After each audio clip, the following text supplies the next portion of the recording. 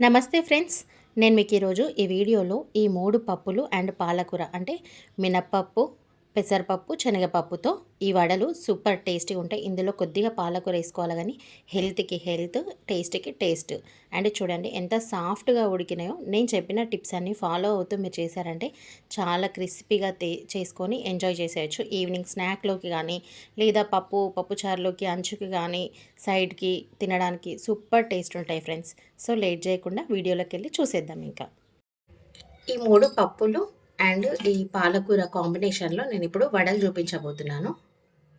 ఇది పాలకూర, ఇది పెసరపప్పు. నేను పెసరపప్పు ఈ కప్పుతోని ఒక కప్పు తీసుకున్నాను. అంటే ఇది హాఫ్ కప్ మెజర్‌మెంట్‌కొచ్చేసి ఇది హాఫ్ కప్. ఈ హాఫ్ కప్పుతోని 1 కప్ పెసరపప్పు తీసుకొని నానబెట్టుకున్నాను. ఒక 2 గంటల ముందు నానబెట్టుకున్నాను. ఇది మినపప్పు. ఈ మినపప్పు ఈ కప్పుతోని 1 కప్ నానబెట్టుకున్నాను. ఇది శనగపప్పు. ఈ శనగపప్పు కూడా ఈ కప్పుతోని 1 కప్. ఇవన్నీ పప్పులు నేను 2 అవర్స్ బిఫోర్ నానబెట్టుకున్నాను. ఇప్పుడు ఇవి నాని 2 అవర్స్ అయిపోయింది. ఇప్పుడు మనం ప్రాసెస్‌లోకి వెళ్ళిపోదాం ఇంకా. ఇప్పుడు ఇవి ఇందులోకేసి మిక్సీ పట్టుకోవాలి. కొంచెం ఉంచుకోండి. ఇది మినపగుళ్ళు. మీరు మినపప్పు అయినా వేసుకోవచ్చు, మినపగుళ్ళు అయినా వేసుకోవచ్చు. ఏం పర్లేదు. కాకపోతే కొంచెం క్వాంటిటీ ఉంచుకోండి ఇందులో అట్లనే.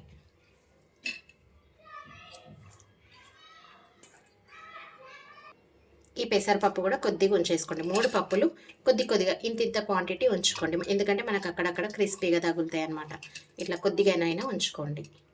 1 టీ స్పూన్ అంత క్వాంటిటీ, 1 ఆర్ 2 టీ స్పూన్స్ అంత క్వాంటిటీ ఉంచుకోండి.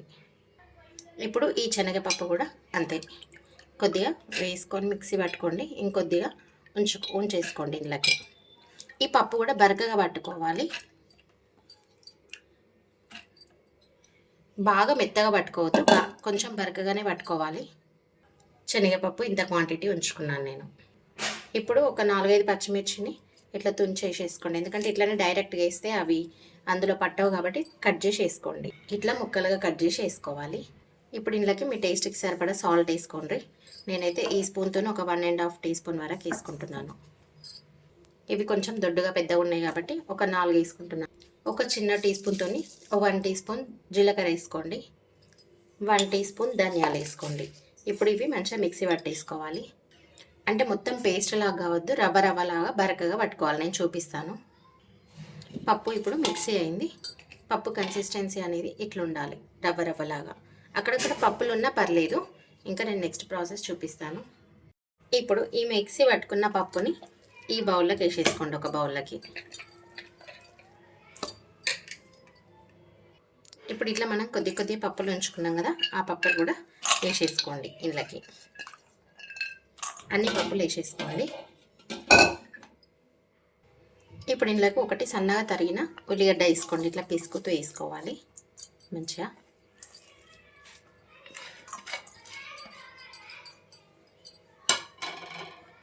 ఇది పాలకూర, ఒక పిడికెడంతా పాలకూర.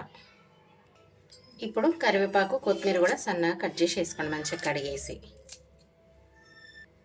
ఇప్పుడు ఇది బాగా కలిపేసుకోండి. ఈ పాలకూర, ఉల్లిపాయ అన్నీ పప్పు కలిసిపోయేలాగా కలిపేసుకోవాలి. ఇప్పుడు ఇవి వడల్లాగా ఒత్తి వేసేసుకోవడమే ఇంకా మనం. ఒకవేళ మీకు ఎప్పుడన్నా పిండి లూజ్ అయినట్టు అనిపిస్తే ఒక 2 టీ స్పూన్ల బియ్యం పిండి వేసుకోండి. నాకు ఇప్పుడు కరెక్టే ఉంది కాబట్టి కన్సిస్టెన్సీ వడలు వచ్చేలాగా కరెక్ట్ ఉంది కాబట్టి ఇంకా నాకు సరిపోతుంది వడలాగా. ఇక చూడండి ఇట్లా నేను ఒత్తి వేసేటప్పుడు చూపిస్తాను. ఇట్లా డీప్ ఫ్రైకి సరిపడా ఆయిల్ పెట్టుకోండి. ఆయిల్ బాగా వేడి కావాలా. ఇప్పుడు ఇట్లా ఒక కాటన్ క్లాత్ తీసుకొని కొంచెం తడిపేసుకోండి. క్లాత్ని ఏదైనా కర్చీఫ్ లాంటివి తీసేసుకొని ఇట్లా తడిపేసుకోవాలి. ఇది ఇప్పుడు ఇక్కడ మంచి వడలాగా ఒత్తుకోవాలి. కొంచెం మందంగా ఒత్తుకోండి ఇట్లా. దీన్ని మనం ఇప్పుడు ఆయిల్లోకి వేసేసుకుందాం. ఆయిల్ బాగా వేడైన తర్వాత ఆయిల్లోకి వేసుకోవాలి. ఆయిల్ బాగా వేడైపోయింది. స్లోగా ఒక్కొక్కటి వేసేసుకోండి. కడాయిలకు ఎన్ని పడితే అన్నీ వేసుకోండి. మంటని లో ఫ్లేమ్లో పెట్టుకొని అటు ఇటు కలుపుతూ ఫ్రై చేసుకోవాలి. హై ఫ్లేమ్లో పెడితే పైన బ్లాక్ అయితే నల్లగా అయిపోతాయి, కానీ లోపల ఉడకవు. లో ఫ్లేమ్లో పెడితే మంచి లోపల వరకు ఉడుకుతాయి. మంచిగా అటు ఇటు టర్న్ చేస్తూ కాల్చుకోవాలి. కొంచెం స్లోగానే కాలుతాయి లో ఫ్లేమ్లో కాబట్టి.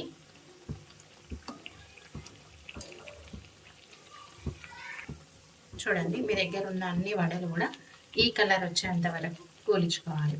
ఇలా చూడండి, బ్యాక్ సైడ్ కూడా బాగా కూలిపోయింది. ఇట్లానే చూస్తూ కాల్చుకోండి అన్నీ. మీ దగ్గర ఉన్న వడలన్నీ ఇట్లనే వేసుకొని ఇట్లనే ఫ్రై చేసుకోవాలి. ఇంకా ఇలా చూడండి. ఇప్పుడు ఇవి పప్పులు అన్నీ చాలా క్రిస్పీగా మంచి టేస్ట్ వస్తాయి. లోపల ఉడికి కూడా నేను చూపిస్తాను. అన్నీ ఫ్రై అయిన తర్వాత ఇవ్వండి, క్రిస్పీ వడలు రెడీ. ఇలా మీ దగ్గర ఉన్న వడలు మొత్తం ఇలానే మంచిగా ఫ్రై చేసుకోండి. వడల్లాగా వేసుకుంటూ చూడండి, లోపల కూడా ఎంత సాఫ్ట్గా కుక్ అయిందో. చాలా టేస్ట్ అండ్ చాలా క్రిస్పీగా ఉన్నాయి ఈ వడలు. ఓకే ఫ్రెండ్స్, మీరు కూడా ఇంకా ఇంతే సింపుల్, ఎంతో టేస్టీ, హెల్దీ అండ్ క్రిస్పీ వడలు రెడీ. ఓకే ఫ్రెండ్స్, వీడియో నచ్చితే లైక్ చేయండి, ఫ్యామిలీ అండ్ ఫ్రెండ్స్కి షేర్ చేయండి. ఇలాంటి మరెన్నో మంచి మంచి రెసిపీస్ కోసం మా ఛానల్ని అయితే సబ్స్క్రైబ్ చేసుకోండి. సబ్స్క్రైబ్ చేసుకున్న వెంటనే బెల్ బటన్ ప్రెస్ చేసి ఆల్ అనే ఆప్షన్ని ప్రెస్ చేయండి. అప్పుడు మేము వీడియోస్ అప్లోడ్ చేసిన వెంటనే మీకు నోటిఫికేషన్ వచ్చేస్తుంది. Okay friends, thanks for watching my video. Like అయితే ఇవ్వడం